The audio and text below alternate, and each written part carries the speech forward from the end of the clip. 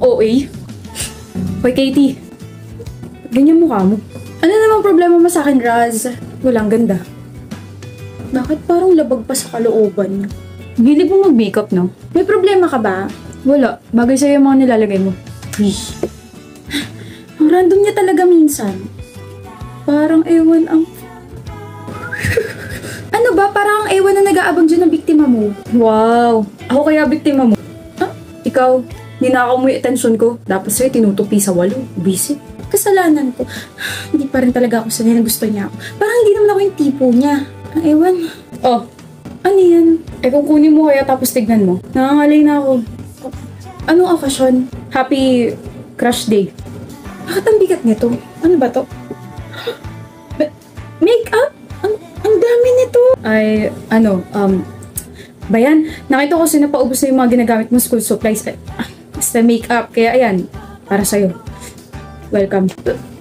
Pero may stocks pa naman ako sa ba. Sungit ang taray, pero... Ay nako, Raz. Hey, Katie, mag-usap nga tayo. Sandali! Sorry, bakit? Sorry, nagbibihis ka pala. I mean, hindi ako nagbibihis. Pwede na ba akong tumingin? Visit kasi na PE yun eh. Ba't kasi ako masyado nagpawis? Hindi ako naka-makeup. Sabi hindi ako naka-makeup, yung kulit mo naman eh. Ganun pa rin. Ha? Maganda ka pa rin. Sinasabi mo lang yan kasi kaharap mo ko. Kailangan bang plastic ako sa taong gusto ko? Ayoko nga. Sasabihin ko kung ano nakikita ko. Maganda ka. Tapos ang usapan. Gusto mo ka, diba? Ikaw ba na-turn off? Turn off saan? Kasi lagi ako nagme-makeup. Tapos, sino ko para pigilan ka na gawin yung nakakapagpasaya sa'yo? Whenever you do your makeup, halatang nag-enjoy ka. Natutuwa kapag may nagtatanong sa'yo kung ano yung pwedeng ganito, ganyan. Di ba pangarap mo maging makeup artist? Teka, paano mo nalaman yan? Nabanggit mo sa akin no first year college tayo. Tapos fourth year na tayo ngayon. Naalala mo pa yun? Kung ang paglalagay ng kolorete sa mukha nakakapagbigay sa'yo ng confidence, go. Kung naglalagay ka ng kolorete sa mukha kasi wala lang, go. Huwag ka na ulit magtanong ng ganun sa akin o sa kahit na sino. Just do your own thing. Natutuwa akong panoorin kang natutuwa sa mga bagay na ginagawa mo. Raz, Thank you. Wala yun. Dito ako. So, hindi ba ako hinahanap mo? Ikaw, bakit? May maipaglilingkod ba ako sa'yo? Ang sungit mo talaga.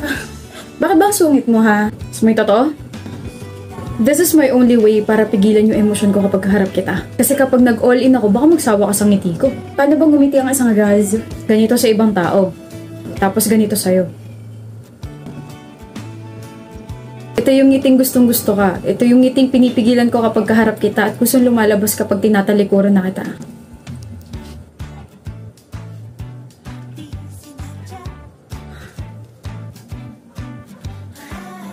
Simula ngayon, ngitian mo na ako palagi ha.